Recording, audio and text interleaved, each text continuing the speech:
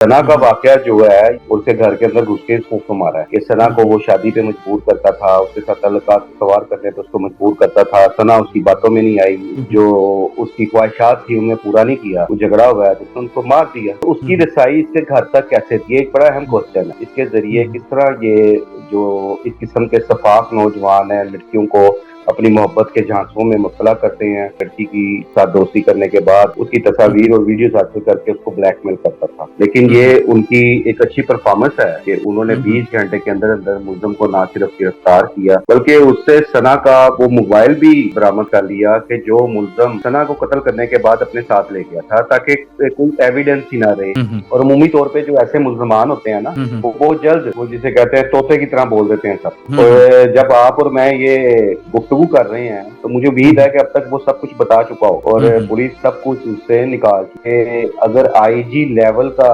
अफसर press conference कर रहा है तो वो बड़ी ठोक है और पुलिस तक काफी सारी ऐसी मालूमात आ चुकी होती हैं। अस्सलाम वालेकुम नाज़रीन, मोहम्मद कज़ाफ़ी एक मतलब फिर हाजिर है नया दौर के प्लेटफॉर्म से। नाज़रीन, हमारे बड़े ही प्यारे गेस्ट खुर्रम पाशा साहब हमारे साथ मौजूद हैं। बड़े सीनियर रिपोर्टर हैं ये, इनके पास क्राइम के हवाले से हर खबर और हर अपडेट इनके पास होती है। इनसे जानेंगे कि ये जो टिकटॉकर का मर्डर हुआ है सना यूसुफ का, इसके पीछे असल कहानी क्या है, असल स्टोरी का क्या है। बेशुमार चीजें चल रही हैं वैसे तो, लेकिन असल हकाइक हम खुर्रम पाशा साहब से पूछेंगे। अस्सलाम वालेकुम सर। जी वालेकुम सलाम। पाशा साहब, सबसे पहले बताएं ये मर्डर क्या है, ये कोई दोस्ती की वजह से हुआ या क्या वजह थी और असल हकाइक क्या है। अच्छा, इसमें सबसे पहले मैं एक चीज आपको बयान करूं कि ये जो वाकया हुआ है सना वाला, ये कोई नई बात नहीं है। इस किस्म के माजी में भी बेशुमार ऐसे वाकयात हो चुके हैं। लेकिन चूंकि वो एक टिकटॉकर थी और उसने एक खासी शोहरत हासिल कर ली थी नो उम्री में ही, और ये केस भी इसलिए हाईलाइट हो गया कि उसको बहुत सारी दुनिया जानती थी और वो काफी मुतहर्रिक भी थी। सो इसमें मैं सबसे पहले तो इस्लामाबाद पुलिस को भी अप्रिशिएट करूंगा, उनकी परफॉर्मेंस को अप्रिशिएट करूंगा कि उन्होंने जदीद टेक्नोलॉजी की मदद से एक अंधा कत्ल ट्रेस किया। क्योंकि इसमें जो सबसे बड़ा उनके लिए एक चैलेंज था कि इसमें मुलजम की शनाख्त ही नहीं हो पा रही। कोई ऐसा एविडेंस उनके पास नहीं फौरी तौर पे था कि जिससे वो असल कातिल तक पहुंच सके।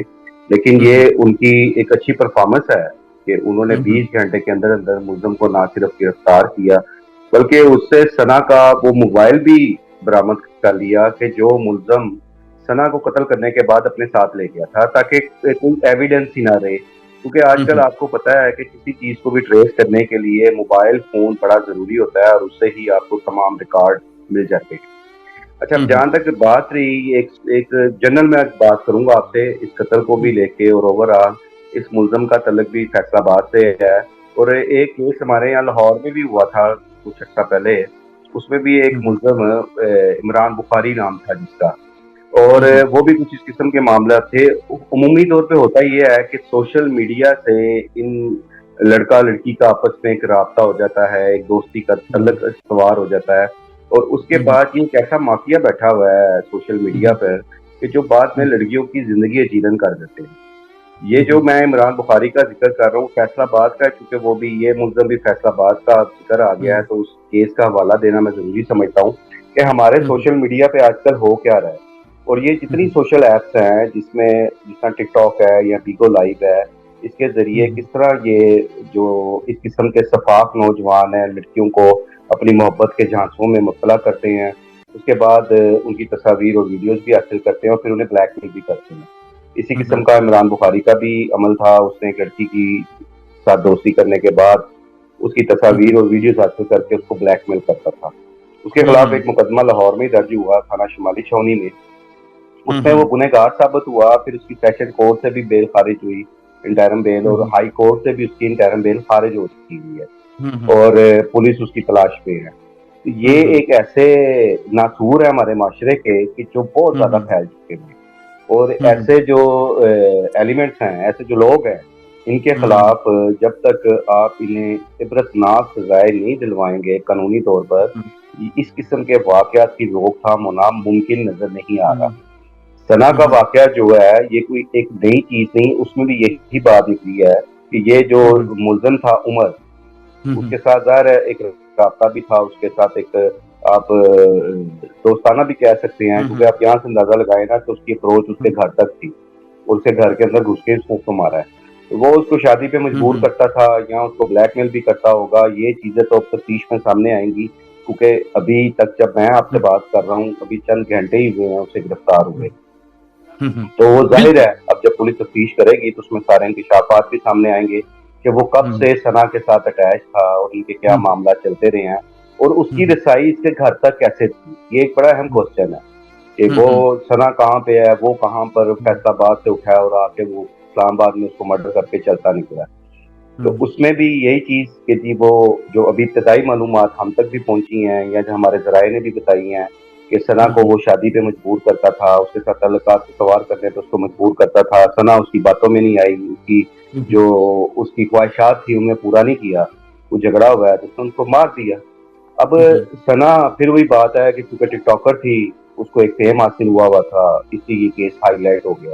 लेकिन आप अमूमी तौर पर हमारे इन इन मामलात के हवाले से अगर जायजा लें तो बेशुमार ऐसे केसेस हैं कि जिसमें इस मुल्ज़म उमर जैसे सफाक लोग जो हैं वो हमारी इस सोसाइटी में बहुत फैल चुके हैं, जिन्होंने ना सिर्फ लड़कियों की जिंदगियां तबाह की हैं, उन्होंने उनकी फैमिलीज को खराब किया हुआ है, उनकी फैमिली के लिए एक अजियत का बायस बने हुए हैं और ये देखेंगे किस हद तक चले जाते हैं कि जान लेने से भी गुरेज नहीं करते।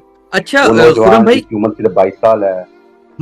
जी जी बिल्कुल बताया जिस तरह जा रहा है कि जो उमर लड़का है शायद कोई इस तरह की भी बात है कि वो उसको बर्थडे पे नहीं बुलाया, वो जो सना थी उसका बर्थडे था और शायद उस उमर को नहीं बुलाया, शायद इस वजह से कोई चीजें आगे बढ़ी। तो इस तरह की भी बातें चली, हकीकत क्या समझते हैं आप? देखिए ब्रदर, इसमें बिल्कुल एक जनरल सी बात है, इसमें कोई एक कॉम्प्लिकेशंस नहीं है। ये मैंने फिर आपसे कहा है कि चूंकि ये केस हाईलाइट हो गया इसलिए आप और हम भी डिस्कस कर रहे हैं, वरना हमारी सोसाइटी में ऐसे बहुत सारे मामलात और हालात चल रहे हैं।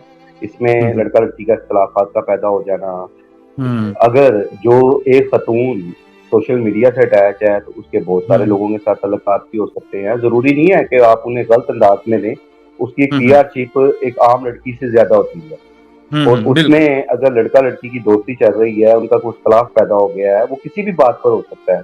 जरूरी नहीं है। अभी आप जो बर्थडे की बात कर रहे हैं, ये बात बर्थडे वाली बात तो मेरे तक नहीं आई थी, मेरे तक ये आई थी कि ये अब उसको शादी पे भी मजबूर कर रहा था और सना इसके साथ शादी करने पर एग्री नहीं।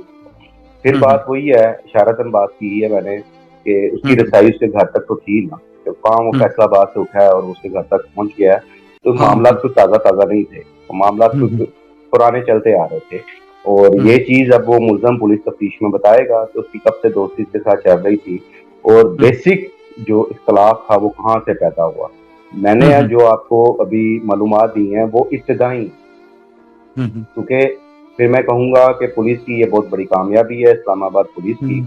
और आप ये देखें उनके लिए भी एक चैलेंज था कि आज जो आईजी इस्लामाबाद है अली नासर रिजवी, वो खुद प्रेस कॉन्फ्रेंस की उन्होंने इस हवाले से, तो उनके लिए भी ये एक केस एक चैलेंज की हैसियत रखता था और एक बिल्कुल ब्लाइंड मर्डर था और उस ब्लाइंड मर्डर को उन्होंने ट्रेस किया, उस मुल्ज़म तक पहुंचे और विद इन 24 आवर्स। खुरम भाई, इसमें जिस तरह उमर है, अब उमर की जिस तरह आप बता रहे थे तफ्तीश भी होगी, इस तफ्तीश किस तरह होती है? इस तरह जो कत्ल करते हैं, मर्डर कर कर जाते हैं, पुलिस उनसे किस तरह तफ्तीश करती है? कोई प्यार मोहब्बत का सलूक होता है या छितर पोला जिसे कहे पंजाबी में, इस तरह की भी चीज होती है? देखिए वो छितर पोले का तो वो इस्तेकाक पूरा रखता है कि जो उसने अमल किया है वो अच्छा अमल नहीं किया।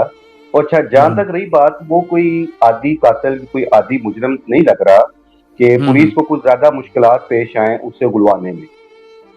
और अमूमी तौर पे जो ऐसे मुल्जमान होते हैं ना, वो बहुत जल्द, वो जिसे कहते हैं तोते की तरह बोल देते हैं सब कुछ। तो जब आप और मैं ये गुफ्तगू कर रहे हैं तो मुझे उम्मीद है कि अब तक वो सब कुछ बता चुका होगा और पुलिस सब कुछ उससे निकाल चुकी हूँ कि अगर आईजी लेवल का अफसर प्रेस कॉन्फ्रेंस कर रहा है तो वो बड़ी ठोक होता है और पुलिस तक काफी सारी ऐसी मालूमात आ चुकी होती हैं। वक्त का होता है या हालात का ऐसा तकाजा होता है कि सब चीजें प्रेस कॉन्फ्रेंस में बयान नहीं की जाती, कि उससे तफ्तीश का ज़रा मुतासर हो जाता है। तो इसमें चीज क्लियर अभी तक तो जो नजर आ रही है कि वो मुल्ज़म अकेला ही था, उसके कुछ साथी नहीं हम्म थे। दूसरा, पुलिस ने अब बुनियादी तौर पे ये बात जाननी है कि हाथ कहाँ से बना और वो इस हद तक एग्रेसिव क्यों हुआ कि उसको मार ही दिया। इन चीजों के इंकशाफा तो उम्र करेगा ना। सना तो जा चुकी है, वो तो सारे राज अपने साथ ही ले गई। अगर वो बच जाती, जख्मी होती, तो मे बी उससे भी काफी कुछ सामने आ जाता। लेकिन अब सारी चीजों का जो डिपेंड है वो उम्र के तफ्तीश पर है। दूसरा, पुलिस को सना की फैमिली से भी खासी मालूमात मिली है कि जब ये बात देखी जाती है कि उमर की उसके घर तक रसाई, फैमिली को भी कुछ मामला का तो पता होगा और डेफिनेटली उन्होंने पुलिस की काफी इस हवाले से कोई हेल्प आउट की होगी कि जहाँ से पुलिस को एक बुनियादी क्लू मिल गया, आपको शामिल तफ्तीश किया था, उनमें वो उम्र तक पहुंचने में कामयाब हुए और उसे फैसलाबाद से गिरफ्तार किया।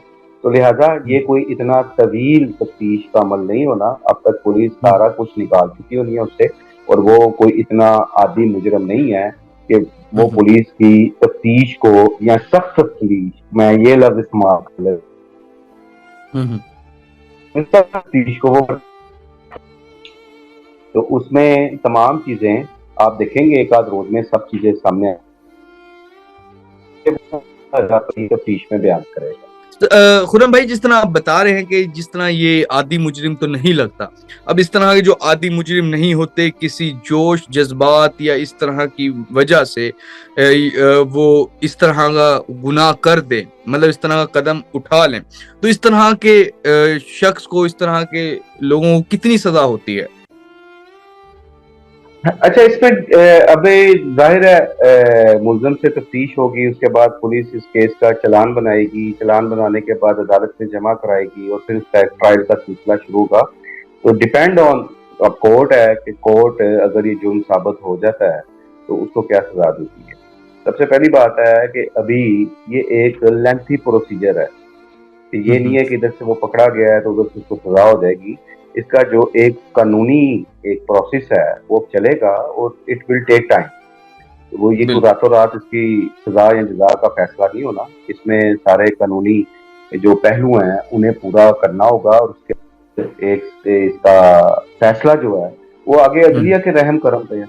पुलिस ने तो अपनी तफ्तीश करनी है, पुलिस ने इस मुकदमे का चालान कंप्लीट करना है और उसके बाद अदालत के में जमा करा देना है और जब अदालत में इस केस का ट्रायल चलेगा तो फिर अदालत ही फैसला करेगी इसका कि उसकी क्या सजा बनती है। बिल्कुल नाज़रीन, जिस तरह खुरम पाशा साहब हमारे साथ मौजूद हैं, इनका यही कहना है कि इस तरह के जो आदी मुजरिम ना हो, वो बहुत जल्दी तफ्तीश में भी बड़ा ताउन करते हैं पुलिस के साथ। जल्दी जो चीज़ें होती हैं वो हक़ाइक़ तक पुलिस पहुंच जाती है और इनका कहना है कि शायद अब तक पुलिस ने जो पूछना होगा पूछ भी चुकी होगी, तफ्तीश भी पूरी हो चुकी होगी। अब कानून देखते हैं कि कितनी सज़ा देता है, लेकिन ये इंतहाई एक जिसे कहें कि जो चीज हुई ये बड़ी कंडेमेबल है और पूरी सोसाइटी में जो और भी इस तरह के लोग हैं उनको इर्द गिर्द उन लोगों से इंतहाई उन पे नजर रखनी चाहिए और रिपोर्ट भी करना चाहिए। खास करके खवातीन के साथ जो ये इस तरह के वाकयात होते हैं उनको चाहिए कि डरने की बजाय स्टेप लें, घर वालों को बताएं और पुलिस तक इतला करें ताकि इस तरह के जो मुजरिम हैं वो इस कदर आगे ना बढ़ सकें। फिलहाल के लिए नाज़रीन, नया दौर से मोहम्मद कज़ाफ़ी और खुरम पाशा साहब को इजाजत दीजिए। खुदा हाफिज।